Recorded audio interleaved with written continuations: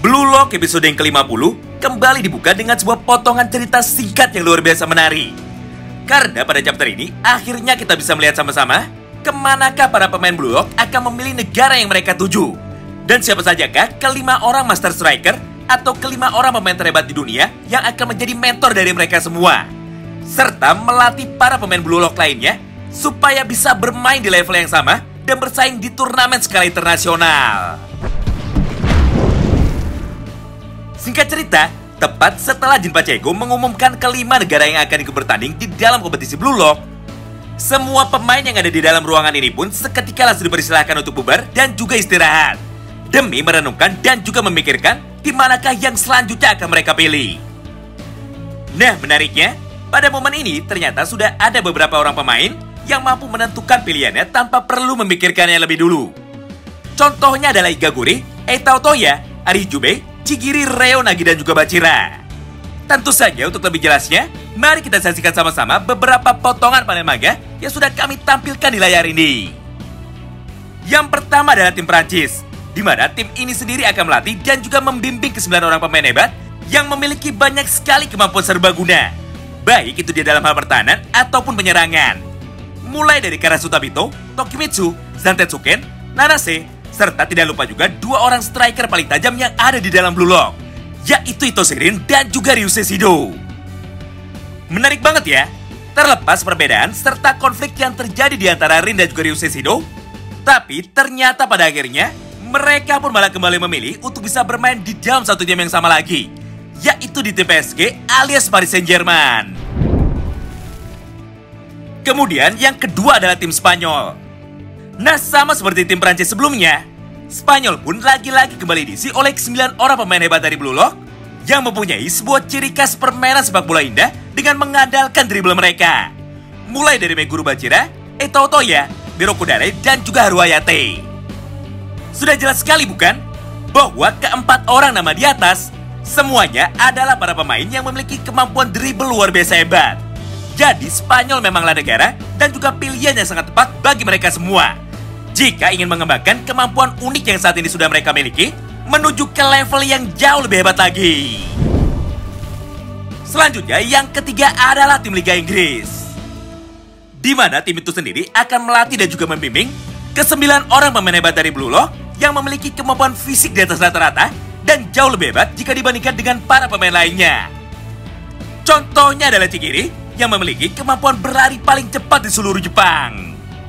Di mana pada panel sebelumnya, Chigiri pun sempat menceritakan semua alasannya kepada Isagi Oichi kenapa dia memilih tim dari Liga Inggris. Yaitu karena Chigiri ingin mengetes kecepatan berlarinya dan ingin meningkatkan semua teknik serta kemampuan berlarinya supaya bisa menjadi lebih bervariasi. Begitu pula dengan Mikage Reo dan juga Seishiro Nagi. Di satu sisi, Reo sebagai seorang pebisnis yang luar biasa jenius akhirnya malah memilih Liga Inggris. Karena di liga itulah potensi untuk menciptakan uang jauh lebih besar daripada di liga lainnya. Mengingat Liga Inggris adalah pusat dari semua hiburan di dalam sepak bola. Karena faktanya banyak sekali hal mengejutkan yang bisa terjadi pada liga itu. Contoh sederhananya adalah kekalahan MU dari Liverpool kemarin malam dengan skor telak 7-0. Menarik banget bukan?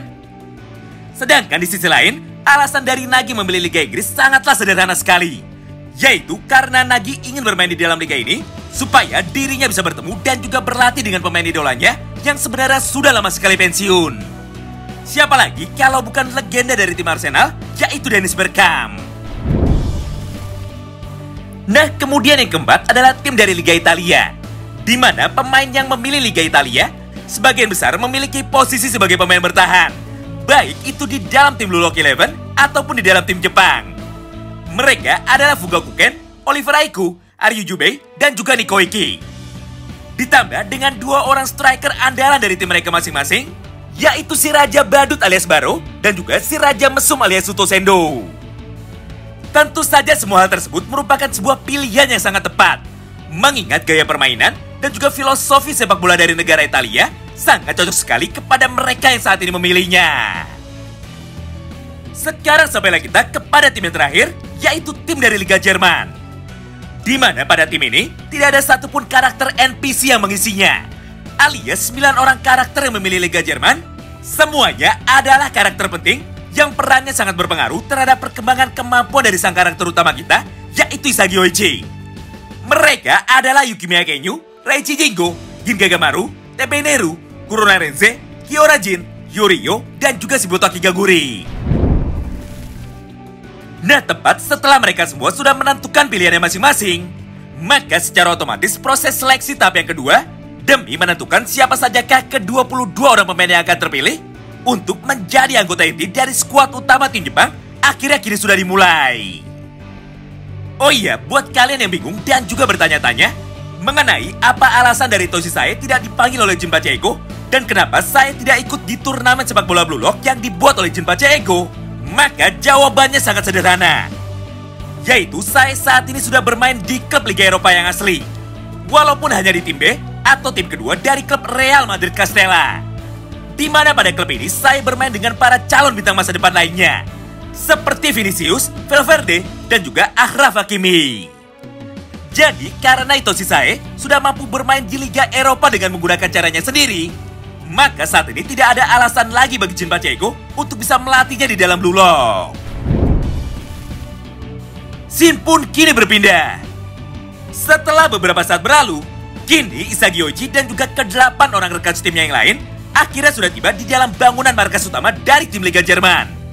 Di mana pada satu momen yang sama itu, mereka pun seketika langsung dikejutkan dengan kemunculan dari para pemain mega bintang lainnya dari tim Liga Jerman, yaitu tim Bayern Munchen. Siapa lagi kalau bukan pemain idola dari Isagi Oichi, sekaligus pemain nomor 1 di seluruh dunia, yaitu Noel Noah. Menarik ya, tepat di saat Noel Noah dan 10 orang pemain Bayern Munchen lainnya sudah muncul di atas panggung ini, tiba-tiba saja pada layar monitor yang ada di belakang mereka, Jinpachi pun seketika kembali ikut muncul juga. Serta di saat yang bersamaan ini, dia pun mulai menjelaskan dan mengenalkan sistem ujian di tahap yang kedua kepada para pemainnya dengan berkata seperti ini. Dengar, berkat pertandingan yang kita lakukan saat melawan timnas Jepang U20, maka sekarang Blue Lock pun sudah berhasil mendapatkan perhatian dan juga bantuan sponsor dari para investor serakah yang ada di seluruh dunia. Yang artinya sekarang aku pun mampu membuat sebuah lingkungan mewah untuk kalian berlatih, dengan cara mengundang para pemain bintang lainnya supaya mau bermain di dalam Akademi Blue Lock. Hal yang sama pun berlaku juga pada keempat tim yang lainnya, baik itu tim dari Liga Inggris, Prancis, Spanyol, ataupun dari Liga Italia, di mana mereka semua memiliki pelatih dan juga master striker masing-masing. Nah, dengan begitu, maka kalian semua akan mendapatkan sebuah kesempatan untuk bisa menyerap dimensi dan juga pengetahuan baru dari sepak bola di level internasional. Oleh karena itu, izinkan aku untuk memperkenalkan kepada kalian semua siapa sajakah ke-5 orang striker terbaik di dunia, sekaligus 5 orang master striker yang akan melatih kalian semua selain Noel Noah. Yang pertama, master striker dari Liga Inggris atau tim Manchester City, yaitu CP alias Chris Prince. CP adalah pemain dari tim nasional Inggris yang memiliki julukan sebagai pahlawan sempurna. Tidak hanya itu, bahkan CP pun dianggap sebagai pemain bertubuh besi yang mampu bersaing dengan seimbang melawan striker nomor 1 di seluruh dunia alias Noel Noah. Kemudian yang kedua adalah master striker dari Liga Spanyol, yaitu Lavinho. Lavinho merupakan pemain jenius yang dimiliki oleh timnas Brazil dengan julukan sang penari, di mana pada cerita Blue Lock, dialah orang yang menjadi contoh bagi seluruh permainan sepak bola indah yang ada pada generasi ini. Selain itu, dia jugalah orang yang menjadi legenda sekaligus pencetak gol terbanyak sepanjang masa pada Liga Spanyol, khususnya untuk tim Barcelona. Selanjutnya yang ketiga adalah master striker dari Liga Italia, yaitu Marco Snuffy. Di antara para master striker lain, Snuffy merupakan pemain yang sangat dihormati oleh Noel Noah, karena dia adalah seorang pemain jenius yang mampu menciptakan para pemain jenius lainnya. Sederhananya, Snuffy tidak hanya hebat dalam hal bermain bola saja, tapi dia pun juga hebat ketika melatih para pemain lain. Bahkan saking hebatnya Snuffy di dalam hal itu, maka dia pun sampai mendapatkan julukan sebagai trophy bringer. Yang artinya, tidak peduli di tim manapun Snuffy bermain bola, maka sudah pasti Snuffy akan selalu berhasil memberikan sebuah gelar juara kepada tim yang pada saat itu sedang dia bela. Dan yang terakhir adalah master striker dari Liga Prancis, yaitu Kylian Mbappe, atau di dalam manga ini diberi nama dengan Julien Loki. Disinilah poin menariknya. Karena jika dibandingkan dengan semua Master Striker lain yang ada di seluruh dunia, Loki adalah satu-satunya pemain yang mampu mendapatkan gelar sebagai seorang Master Striker walaupun saat ini dia masih berusia 17 tahun. Yang artinya umur dari Julian Loki, Hitoshi Sae, dan juga Isagi Oichi semuanya adalah sama. Hal itulah yang membuatnya sangat spesial. Karena faktanya tidak ada satupun orang yang mampu menjadi seorang master di usianya yang sangat muda. Bahkan pemain sejenius Hitoshi Sae saja masih harus mengalami kesulitan untuk mendapatkan pengakuan dari dunia. Mengingat saat ini Sae masih bermain di tim divisi kedua, bukan di tim utama dari Real Madrid. Nah, tepat setelah mengenalkan kelima orang Master Striker yang akan membimbing dan juga melatih mereka semua, kini Jinpachi pun akhirnya mulai masuk ke penjelasan utamanya mengenai peraturan yang akan dia gunakan pada proses seleksi tahap yang kedua. Di mana pada panel berikutnya, Jinpachi pun berkata seperti ini. Pertama, kalian akan berlatih di bawah bimbingan master masing-masing untuk meningkatkan kemampuan dan juga pengetahuan kalian mengenai sepak bola lebih dalam lagi. Dan yang kedua, Master Striker akan memilih 11 orang pemain inti yang akan dimainkan untuk bertarung melawan keempat tim besar lainnya. Atau sederhananya, 11 orang pemain asli dari tim Bayern Munchen akan berlatih bersama dengan 9 orang pemain ekstra dari tim Blue Lock Eleven. Nah, setelah 1 minggu berlatih, maka mereka pun akan langsung diberikan penilaian. Di mana 11 orang pemain dengan ranking tertinggi selama proses latihan, maka mereka lah yang akan dimainkan pada pertandingan selanjutnya. Tidak peduli apakah itu pemain tambahan dari tim Blue Lock Eleven ataupun pemain asli dari tim Bayern Munchen sendiri. Tidak hanya itu, karena pada satu momen yang sama ini, Jinpachi pun kembali melanjutkan semua perkataannya. Hei, perhatikan baik-baik. Puncak hiburan kita berada pada pertandingan utama antara kelima tim yang saling bertarung di dalam lapangan. Mengingat pertandingan kalian semua akan disiarkan ke seluruh dunia. Namun supaya membuat hal ini lebih menarik, maka aku akan memberikan 3 buah peraturan penting yang harus kalian ikuti. Pertama, pertandingan akan berlangsung tanpa ada jeda waktu atau batasan waktu sama sekali.